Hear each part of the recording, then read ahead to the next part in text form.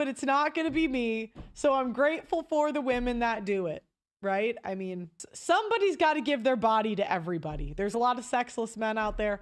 Thank you to Lily Phillips. Thank you to Bonnie Blue. Somebody has to do it, right? Out there. While others see it as exploitative or degrading, despite the debate, one common question persists. Do strippers make a lot of money? And the short answer is it depends. Stripping can be a lucrative career, but the amount of money an individual makes varies greatly depending on experience, location, and tips. Top performing strippers in high demand areas like major cities or popular vacation spots, Miami, right, can earn 50 to 100K per year or more. However, average strippers in smaller markets with limited experience might only earn 20 to 30K. Strippers typically earn money through a combination of methods. Number one, tip-based earning, right? Stage fees. Clubs pay dancers a fee for performing on stage, which can range from 20 to 100 a night. Private dances, you guys already know. You already know they can make more than this, but allegedly 20 to 100. I know some of you fellas know from experience. Stop denying. We don't do that here. I know you guys, it was a slow Tuesday. You guys went to the strip club. There was a 22-year-old baddie. It just is what it is, right? Your wife gets older, but the strippers stay the same age. All right, parking fees. Some clubs offer extra incentives, such as a percentage-based commission on drinks and food sold or bonuses for high-performing dancers. Factors affecting earnings are location. Clubs in major cities, so obviously someone in Vegas or Miami is going to make more. As I told you guys, remember, A-level women go to A-level cities. A mid is going to do decent in Oklahoma, but obviously if she was hot enough, she would be in Miami, but she can't be there. Experienced dancers also can earn more than new performers, as they have built a reputation and a loyal customer base. So interesting thing, I can't remember the website, but my boyfriend was showing me this website the other day, and it's like, what is it? 4chan, I think it's called. And essentially it's like where men talk about things anonymously. So there's no like screen names or like people can't see who each other is.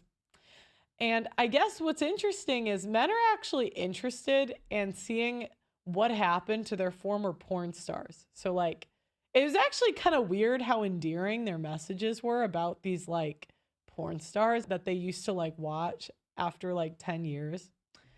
So it tells you that, you know, the real slut shamers are women. I don't really think it's men. They're like, we love hoes.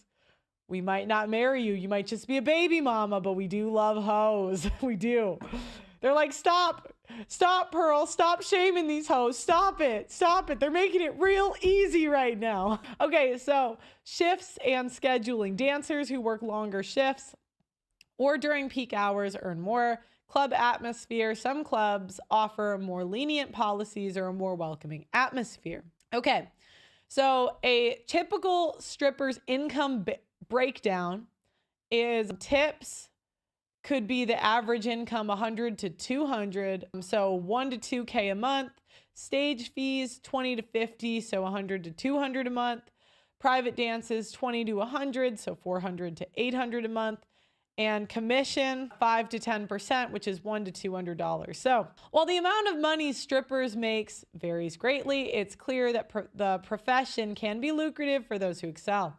Top performing strippers in high demand areas can earn a six-figure income, while average strippers may earn $20,000 to $30,000 per year. Understanding the various factors that impact earnings can help dancers adjust their strategies and optimize income. Ultimately, whether or not strippers make a lot of money depends on their circumstance, work ethic, and local market. All right, so additional insight is that longevity does matter. Strippers who stick to it for an extended period of time tend to out-earn those who only work for a short time.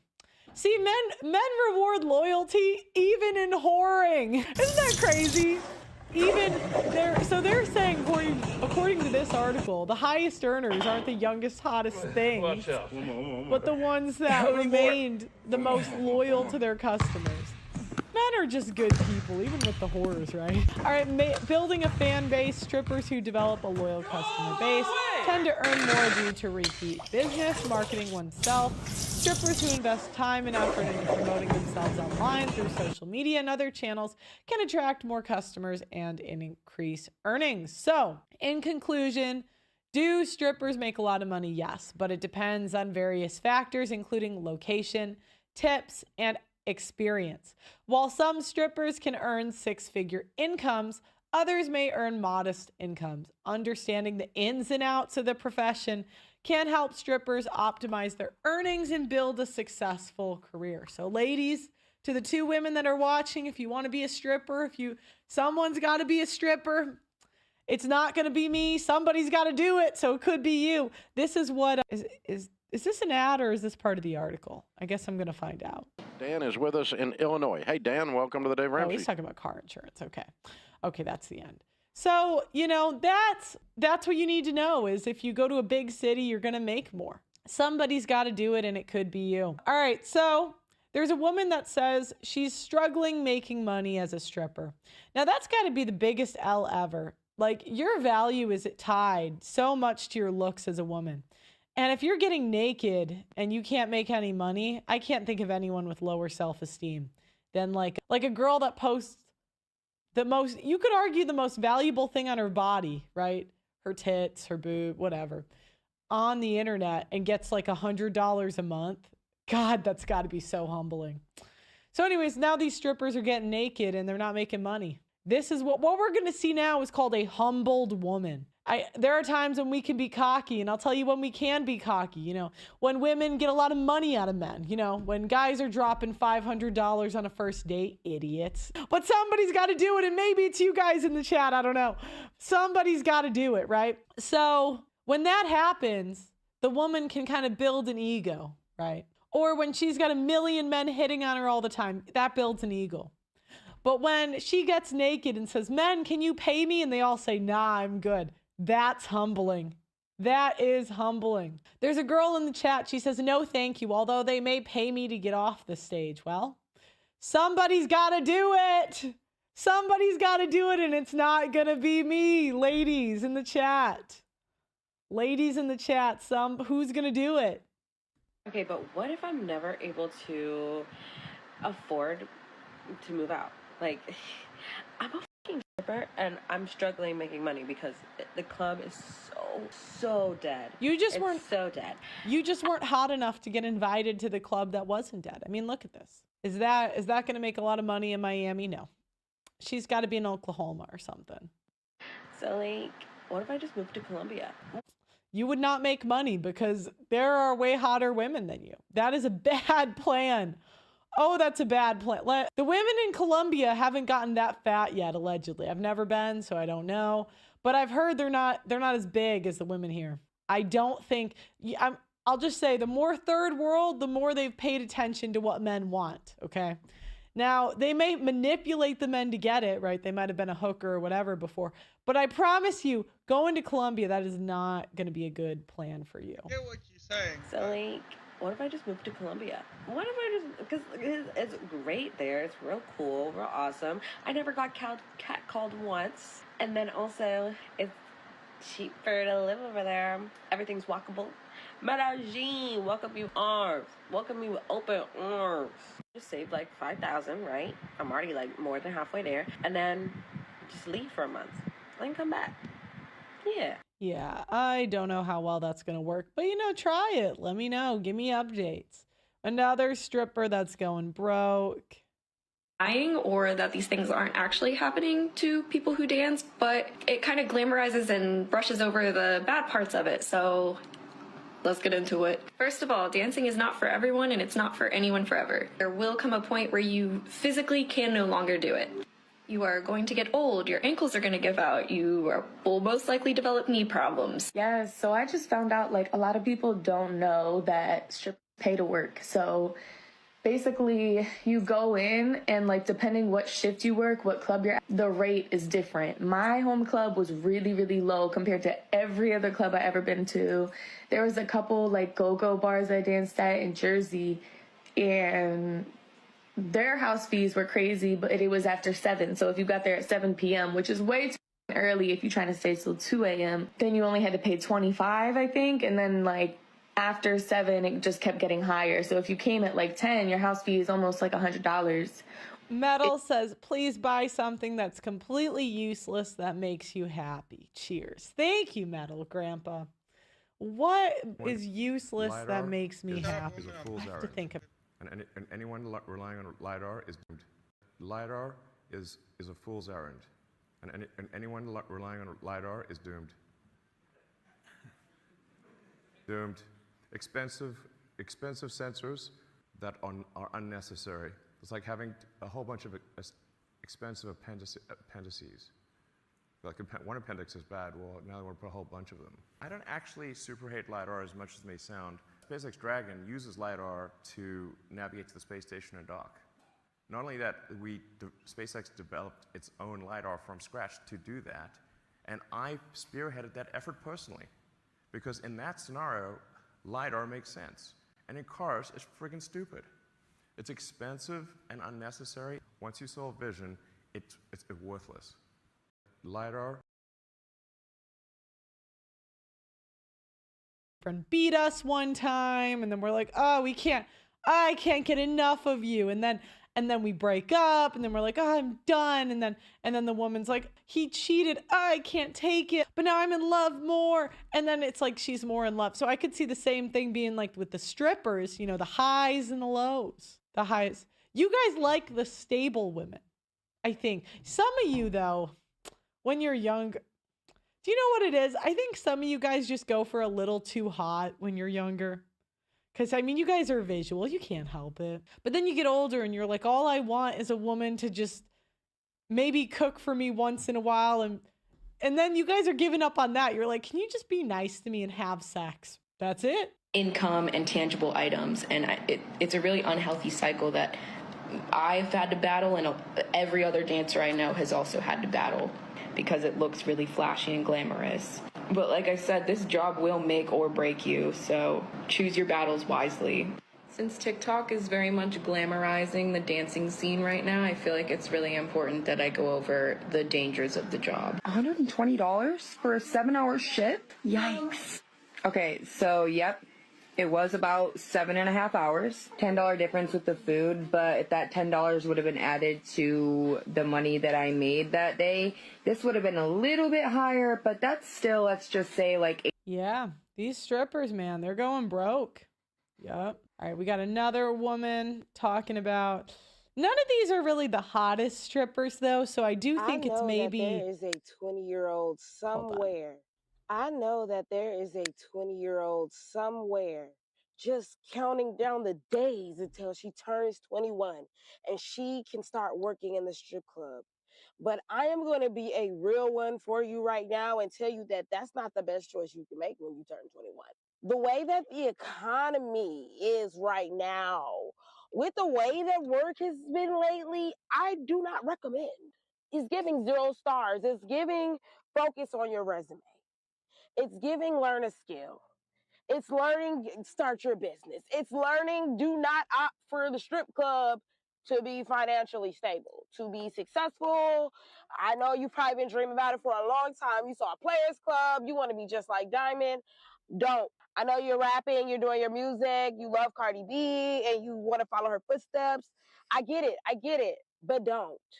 Right now is not the time to be becoming a stripper. If you didn't do it, like, the best time you could have got in was during COVID. Not even going to hold you. But, like, right now is not the time. I repeat, right now is not the time to get initiated. Yeah, you guys got taken out. You got taken out by the OF models. You really did. Booty club lifestyle. If you ignore this, that's on you. But you know you got to pay to play. And if you paying to play a game you don't even know how to play and it's not paying you, baby, you're going to drown really quickly. Yeah, in a way, you guys got taken out by Indian men because you know those are the ones running all the OF models accounts. You know what? I met a guy in a Twitter space who said he was the one who would chat with the men. And yeah, so you guys are speaking to men when you message these women. Not right now. Okay. All right, we got the next one. in the strip club called Busy Broke, where there will be a lot of people in the strip club, but ain't nobody paying no money. Ain't nobody tossing no money. Nobody's throwing money. Nobody's buying dances. Everybody just wants to sit and watch. Economy's tough. Economy's tough, but don't go to the strip club if your economy world is tough. I agree. If you don't have it, don't go. I'm on stage, and I just happen to be dancing to Christina Aguilera, Genie in a Bottle, which, if you know the song, it's a beautiful song, and I create a beautiful atmosphere dancing to it. I have that song choreographed. Be fucking for real. And so I'm up there dancing my little heart out. I know that I'm looking good. I'm the only girl on stage, and I know that people are looking at me. I know they are. There's a group of 8 dudes sitting at a table, sitting at 2 tables, not even 5 feet away from the stage. 8 mother. Yeah. You can't cough up $10 a person to give me a good stage set because I look absolutely stunning up here. So they didn't give You don't look that stunning. That's a mid. Stunning is for the Megan Foxes, the Angelina Jolies. You look cute. All right. Let's just be on. I told my producer today, I said he had to find an 8+ for the thumbnail. I said, if you give me a mid, I'm going to be so pissed. I think he did a good job. Yeah, that's pretty good. Pretty good. I think he's learned well. I think, yeah. I mean, we don't, what I don't want to do on this channel is start to elevate mids, because that's when all of this debauchery came up.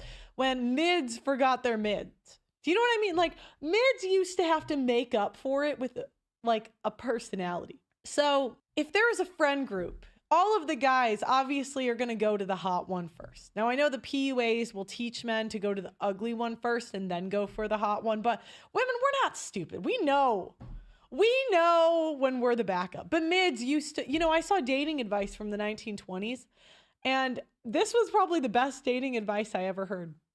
To make friends with a beautiful woman so you can get the guys she rejects, because they're better than any guys that are going to approach you. You see, the mids used to get rid of the ego, right? They would know that their future husband, they were like the second choice. But, men can be happy with a second choice. Women, it's like, you better be Superman or we hate you. Do you know what I mean? It's like, so let's keep this ego in check. You looked cute on stage, stunning, not really. Didn't give you anything. I did my whole set, not $1 on my stage. I was like, this club, this energy, 8 grown men. Maybe they weren't vibing? How the you not vibing with me? Strippers are going broke. That's when you know. They say sex workers are the first to let you know if there's a recession, and let me tell you, they're right, and we are. Not only are we actively in it, but we've been in it for a little bit. But now it's bad. I'm currently a dancer. I went back. They say sex... Frickin' I didn't mean to do that. You guys... Swedish house boss. Did you see what you made me do? Because I got so pissed at your comment. We are done elevating mids to beautiful. You said, Pearl, don't be mean. She's stunning. It's not mean. It's not mean to say she's cute. Okay. This is what, do you know what? When was the time in your life, guys, where you just realized that the world is crazy? Because at some point you think it's you, right? I'm like, that's a man, that's a woman. And the world's like, no, I'm a... And I'm like, okay. And then you're like, maybe I'm crazy. And then you say, you know what? I think that girl's cute. She's not beautiful. And then the world's like, blah, blah, blah, blah. You're like, okay. And then you say, hey, maybe you shouldn't let your wife talk to you that way. And then the world's like, blah, blah, blah, blah. And then you realize you're like, I'm not crazy. The world's crazy, because they all listen to women, but not all women. Okay, not all. Sex workers are the first to let you know if there's a recession, and let me tell you, they're right, and we are. Not only are we actively in it, but we've been in it for a little bit. But now it's bad. I'm currently a dancer. I went back after a 2-year break in December, and before that 2-year break, I had only danced for a year. Now, in my first year, y'all, please don't judge me. I'm just gonna be very transparent. But in my first year, I made so much money that today, I am still living off of savings from 2 years ago. I started dancing in September, but at the time I was still working full-time for the state of Texas. I was a social worker. I had just moved to Austin, so my rent had just fucking doubled. And moving to Austin was not cheap, so I had maxed out all my credit cards, gone through the savings that I had at the time, which with social work had taken me years to build up, and I just like went through it in that move. So as soon as I signed my lease in Austin, I got some dancer shoes and I took myself to the club because I need to make all that money back and I need to make sure that I'm good to go. On top of that, 3 weeks into moving to Austin with that job, I lost the job. But so I had started dancing in This woman's taking a lot of L's. She's cuter than the last one, though. I'd give her strong 6, 7. December when I was still She ruins it with the tattoo. Why do women get sleeves? full-time, so I was only dancing weekends. And I was doing pretty good, but definitely not enough to like fully live off of, especially because I didn't know what the fuck I was doing. So I wasn't really hustling. Like I was being very baby dancer about everything. So October was my first full month where like that was my only employment and I really had to like see how far it could take me. So instead of just working weekends, I committed to working every single day, multiple different shifts to see. Hey, don't say that the strippers don't work hard. I'm going to defend the whores today. I'm going to defend them. Somebody has to do this job. Okay, women are going for 20% of men. That leaves 80% of men with a sex drive. Somebody has to do it. I don't want to do it. We should show some gratitude to the women that do the job that nobody wants to do. Hey, Doug MPA in the chat, he says working. Yes, she's working, Doug MPA. They all come across as insufferable. Hey, I'm going to cape for them today. I'm caping. See like which shifts worked out best for me. Eventually I settled on working 4 days a week, roughly 8 to 9 hour shifts. The month of October, I made $43,000. Holy shit. I made the mistake of thinking that it was going to be like that every single month, and so my spending habits immediately went crazy. I met a friend at that club and she had been wanting to do a lot of traveling and dancing, so we started traveling as dancers, and turns out that dancing in different states is not the same.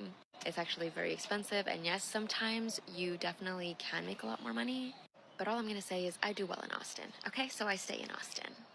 November is also kind of a big deal in Austin because of F1, and in November, I made another like $37,000. Holy shit.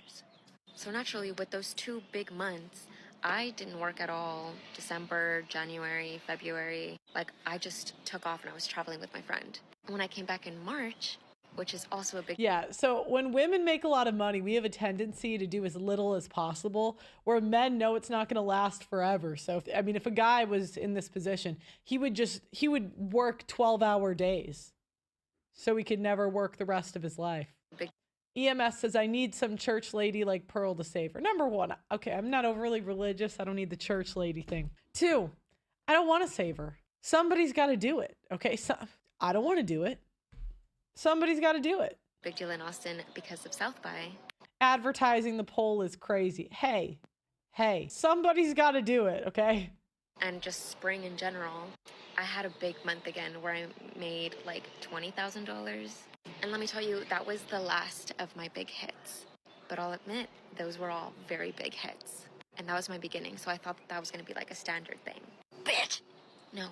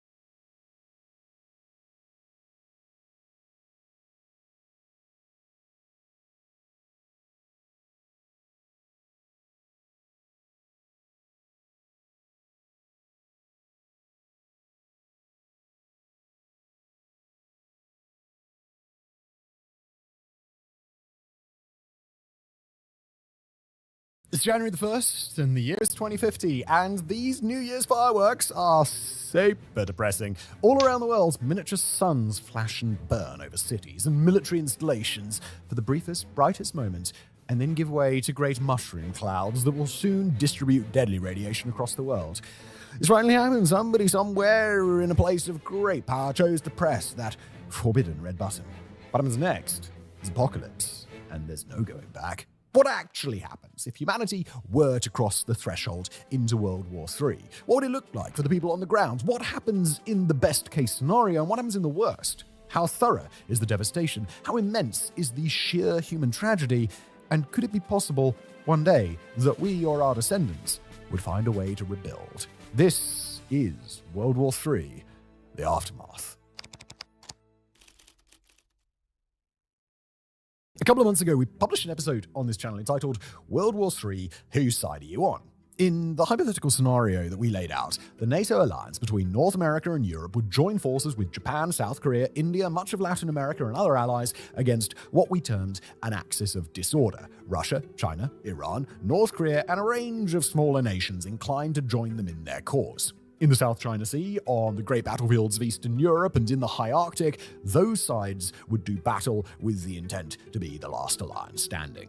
In that situation, there are no guarantees about how each side would act or how far they'd be willing to go in order to achieve victory. Of course, that's a reality you could interpret in two directions, one of which would be the optimistic approach that when faced with the cold, hard reality of mutually assured destruction, the nations involved would find some way to wage large-scale conventional war without deploying nuclear weapons. Or, of course, they could even be so thoroughly shaken that they'd take the opportunity to draw down the conflict and find some other way to work out their differences. Unfortunately, while it's fair to call that a legitimate optimistic option, the thing we can't call it is realistic. Faced with a cycle of mutual escalation and forced to square the reality that the first side to back down is probably the side that loses out in the conflict, it would be very difficult for leaders of either alliance to justify a decision to stand down. After all, if you're facing a threat so scary that you'd be willing to start World War III to oppose it, then the last thing you'd want to do is simply give in at the end. That's always been the main problem with the proliferation of weapons of mass destruction,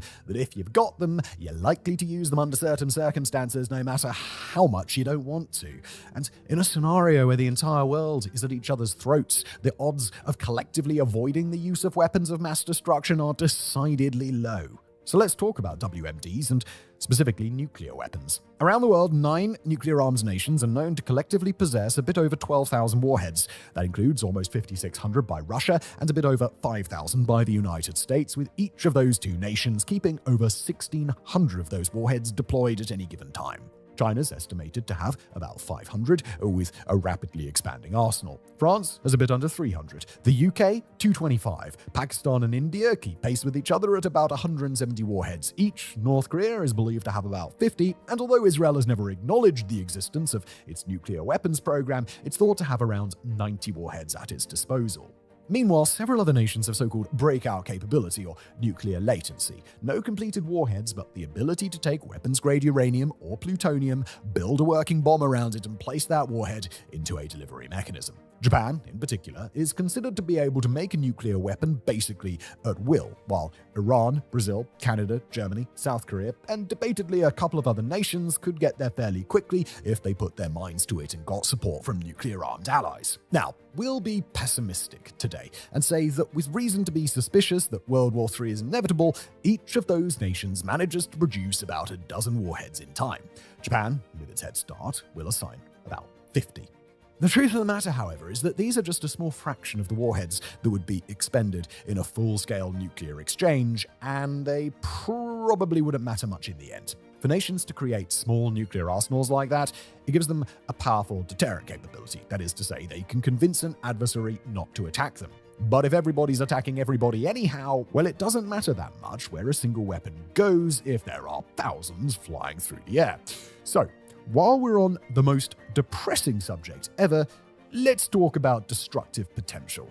Now, nuclear weapons today are far stronger than the ones dropped on Hiroshima and Nagasaki at the end of World War II, with most Russian and American warheads providing an explosive yield equivalent to at least 100 kilotons of dynamite, as opposed to the Hiroshima bomb's yield of 15 kilotons. According to the Nuke Map tool by nuclearsecrecy.com, a weapon of that size detonated in downtown Manhattan would kill nearly 600,000 people and injure 1.3 million more. The largest nuclear bomb in America's current arsenal, the 1.2 megaton B-83, would kill 1.8 million and harm another 3.3 if detonated in the same spot. While the warhead China loads into its intercontinental ballistic missiles, the 5 megaton Dongfeng 5 would kill 3.2 million and harm 4.7 million more.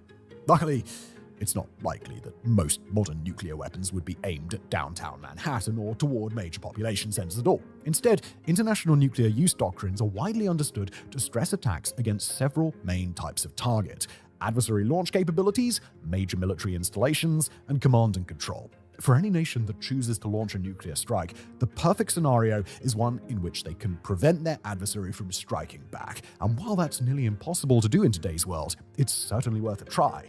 That means that a first wave of strikes might hit capital cities, but would also target remote missile launch facilities and military bases that might be far away from other population centers. But those rules only apply in a first strike, and after that, as nuclear weapons continue to be exchanged, military industrial targets and larger masses of militarily relevant assets become more important to target.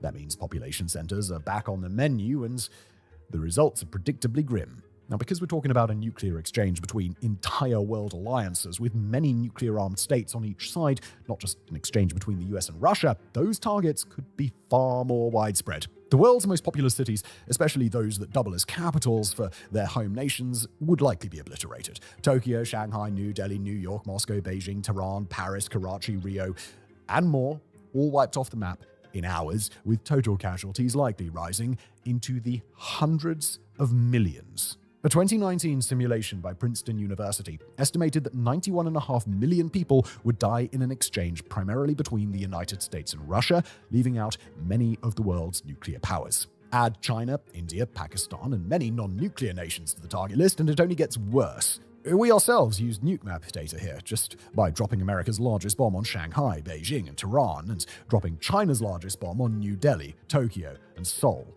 That's one single bomb each, and we've raised the death toll by 22.1 million to 113.6 million in total. Again, we got to that increase with just 6 well-placed explosions of warheads that the world already has. And that's not even accounting for other weapons of mass destruction that might get deployed. Although chemical and biological weapons are regulated by several international treaties, those treaties are only so good as their enforcement mechanisms, and there is no telling what world nations might be hiding behind closed doors. That destructive potential is at its greatest when we discuss biological agents, often easy to cultivate with limited resources and small operations. They're incredibly deadly, they're utterly impossible to control once released. We can account for the possibility of more modern WMDs too. Well-hidden, highly advanced artificial intelligences that, if they exist and are instructed to visit maximum pain on an adversary, might find all manner of ways to accomplish that task that we simply couldn't foresee. But even that incredible, abominable instruction, that incomprehensible loss of human life, is just a portion of an exchange that would be over within days or even just hours. It's time to talk about the aftermath, where somehow things get even worse. Just before we continue, quick plug for our fantastic newsletter. Look, imagine never missing the critical details behind today's global events, those decisive moments and hidden narratives that shape our world. And that's exactly what you'll get with the Warfronts newsletter. Every week, you'll receive expertly curated insights into global conflicts, powerful military strategies, and analysis delivered directly to your inbox. No fluff, no noise, just crystal clear clarity wrapped in compelling stories and fascinating historical connections that you just won't find anywhere else. It's completely free, it's genuinely valuable, and signing up just takes a few seconds. There's a link below. Understanding the world just got a whole lot easier thanks to our newsletter. And now back to it. When we think about the true scale of the implications of a World War III-style nuclear exchange, we start with its effects on the human body. And while nuclear weapons have a diminishing ability to cause immediate suffering, the farther away from a blast you are, there isn't really a place on Earth where a nuclear exchange of this magnitude wouldn't have an effect. For people far enough away to survive a nuclear blast, but close enough to see it, the first problem to deal with is blindness. Anyone unlucky enough to be looking at the direction of a nuclear blast at a distance of a few miles or kilometers will be blinded on the spot. Some people's vision will come back eventually, but others won't. People close to the blast, but not close enough to be killed, will suffer second and third degree burns over much of their bodies, quite possibly also having to endure their clothes being set on fire if they're outdoors. A gargantuan shockwave traveling outward would do even more damage, collapsing buildings onto people, bursting eardrums, shattering windows into people's skin, and more. All told, hundreds of millions of more people would be injured in such a massive exchange, and a relatively high proportion would suffer from permanent disability. Then there are the effects of radiation sickness. This is never a pleasant experience, but it's considerably worse for those who receive a heavier dose. People who are in relatively close proximity to a nuclear detonation, especially those who are in the path of where prevailing winds will carry the radioactive fallout, will be blasted with beta radiation from particulate debris. People who receive a larger dosage of ionizing radiation will experience organ damage, bone marrow, and gastrointestinal death, and more, with the results of fatal radiation poisoning often taking several exceptionally painful weeks to kill the exposed. Those who survive may sustain nasty lung damage, develop cataracts within a couple of years, or even become permanently incapacitated. And then there's the cancer risks that can take up to multiple decades to appear in survivors. Finally, radiation exposure to a person can cause significant genetic damage to any children they may conceive after exposure. Because of the way that modern nuclear weapons are designed, detonation will often launch fallout into the atmosphere so that it's picked up by air currents, with that radioactive material often taking years to fall back to Earth in unpredictable places. As a direct result of that effect, when it's scaled upward to a worldwide nuclear exchange, much of the populated world would find itself at risk of the long-term health effects of fallout exposure. Quite frankly, it's not even worth accounting for the potential life-saving effects of fallout shelters here. While a select few will be able to leverage that sort of asset, the vast majority of people have no such option. After the human body is accounted for, we can zoom out to the community level, where a global nuclear exchange would compound the already severe problems that a community would face if even one nuclear weapon were detonated. In nations that are hit hard by such an exchange, or really hit at all, the means to coordinate large-scale disaster response would likely be incapacitated or destroyed outright. Economic projections on the damage of a global nuclear war vary widely, but all of them indicate that things would be really bad, and they get worse when you factor in the breakdown of human society. Emergency services would likely be severely diminished, supplies that are stored in major population centers would be wiped out or rendered inaccessible, and massive firestorms would render immense numbers of people permanently disabled. Those displaced populations, sometimes numbering millions, would be forced to survive on badly insufficient food stocks, with few options for shelter and with no civil authority to keep order. Expect widespread looting, violence, and starvation. Zooming out even further, we find nuclear winter, and with it, nuclear famine. Nuclear winter is a hypothetical concept, but one that most experts on the topic agree would be an inevitability with a nuclear exchange on the scale that we're discussing.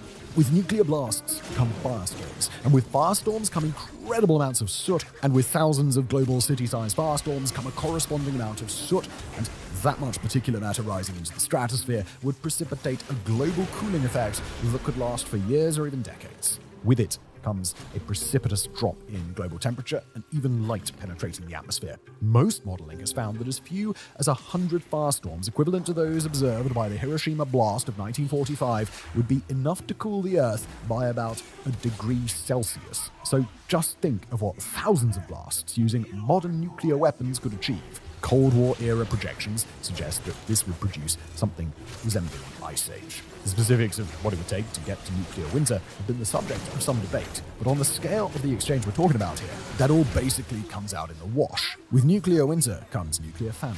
Crops can't grow, global food infrastructure can't sustain, and not just millions, but billions would die as a result. One recent study led by Rutgers University scientists and published in 2022 suggested that 5 billion people would eventually die from a war between Russia and the United States. In our World War III situation, where even nations like India, Pakistan, and other places not factored into the Rutgers study would thus be targeted, that figure could come dangerously close to that of the world's population.